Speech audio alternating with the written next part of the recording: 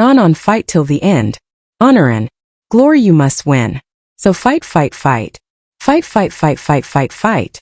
Fight, fight, fight, fight, fight, fight. Fight, fight, fight, fight, fight, fight. Fight, fight for Washington State. And on March 3, 1994, John Candy made 2 strange phone calls to his children. He told them he loved them, but something in his voice was different. Hours later he was dead in a Mexican hotel room. He was only 43.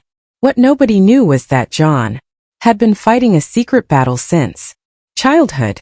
It started when his father died and he was just 4 years old. That tragedy planted a fear that would consume his entire life.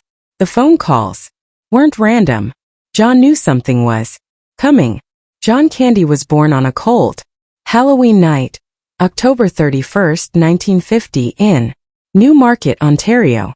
His parents, Sidney and Evangeline Candy, raised him in a modest Catholic home in Toronto's East York neighborhood. Sidney worked as a car salesman. Evangeline had Polish roots. John had an older brother named Jim, and they lived at 217 Woodville Avenue. His grandparents had come to Canada in 1913 with dreams of a better life, but those dreams never made life easy. From the beginning, money was always tight. John went to Catholic school and was shaped by both faith and financial struggle. It all seemed manageable until something happened that changed everything. When John was only 4, he started to feel a strange emptiness inside. He would later say in interviews that it never really went away. That feeling came from the fear of something he couldn't fully understand. Yet, in February 1955, just before John turned 5, his world shattered. His father, Sidney, died suddenly from a heart attack. He was only 35 years old. Doctors said it was caused by complications from heart disease made worse by the stress he carried after serving in World War II. Sidney had fought with the 48th Highlanders and struggled with night sweats and job problems after the war. The death hit like a lightning strike. Evangeline was 39 and left alone with 2 boys. She took whatever job she could find, working as a secretary and more to keep the family afloat.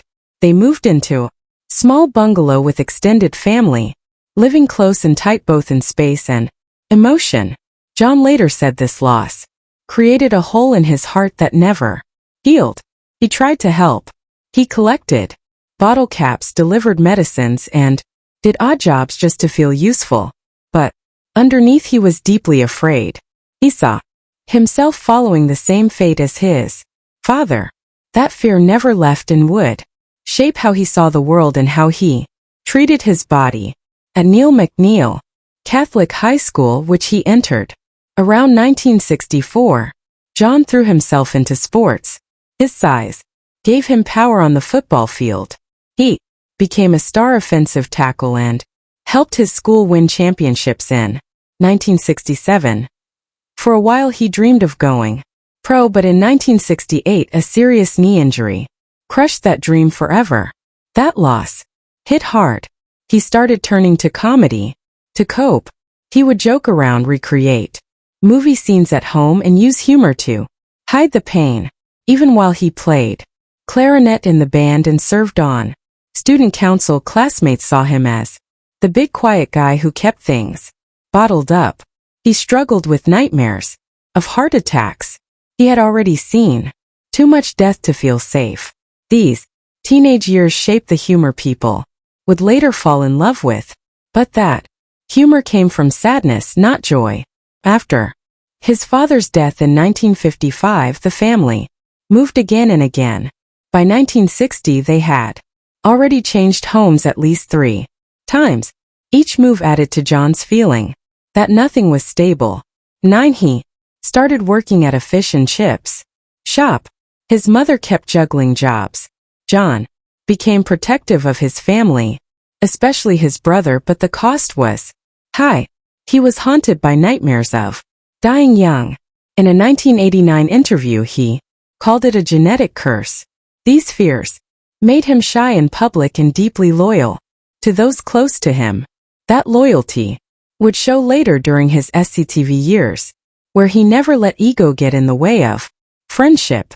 In 1969, at just 19, John entered Centennial College in Toronto to study journalism. He wanted something steady, but fate had other plans. While helping out with a local play, something inside him clicked. Acting made him feel alive in a way journalism never could. In October 1971, he landed a small role in the play Creeps by David Freeman, earning $40 a week. That was all it took. He dropped out of college and chased the stage instead. Around this time he met Dan Aykroyd. The two became friends while working on theater tours. By 1972, John was acting in children's plays with the Caravan Theater, traveling during summers and making kids laugh.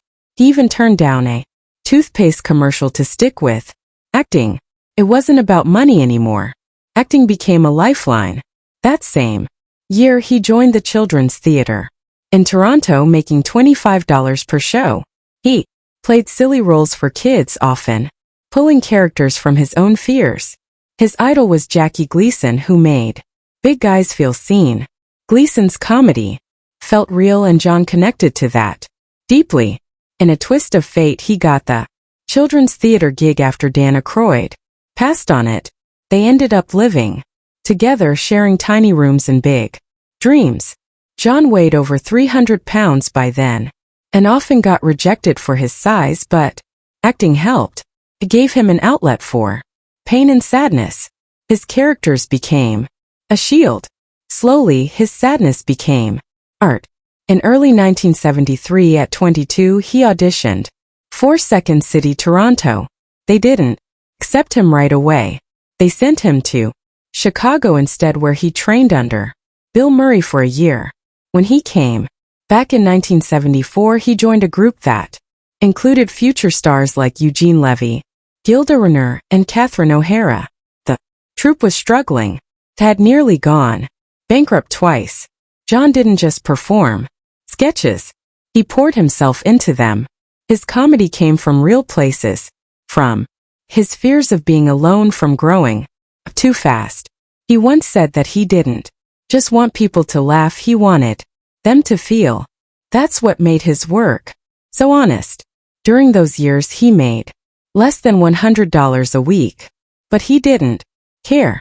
He was building something real, with friends who saw the same beauty in the struggle. In those early Second City years, John and Dan Aykroyd lived in a tiny apartment and wrote sketches all night. They barely survived on $40 a week, but they created comedy that was unlike anything else. John used his pain, his father's death in 1955, the bullying, the weight struggles, and turned it into sketches that felt human.